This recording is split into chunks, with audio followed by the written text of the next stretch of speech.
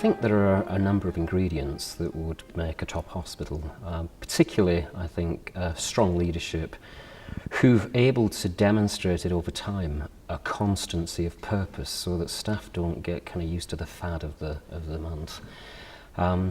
Another ingredient would be the ability of that leadership to take staff with them, to work in partnership, and particularly with the clinicians and the medical staff in especially so.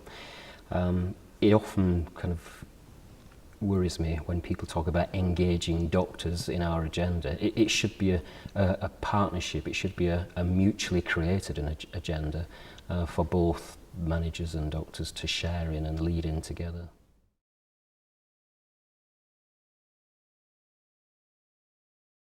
I've often tried a technique in my long career of storytelling, transformation storytelling, to try to make a message that's able to shift behaviours and beliefs rather than just issue an edict on a piece of paper that says by email this is what we're going to do in the next 5 years. So I think it's about getting out and about refining the story with feedback from staff at every level.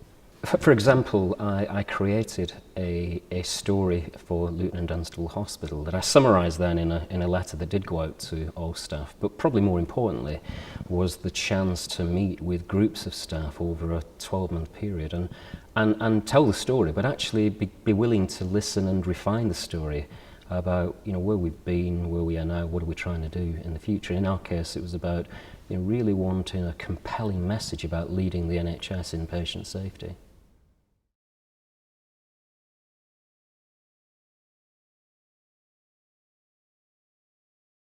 I think what we do very badly in the NHS is learn from each other and actually be willing to share with each other.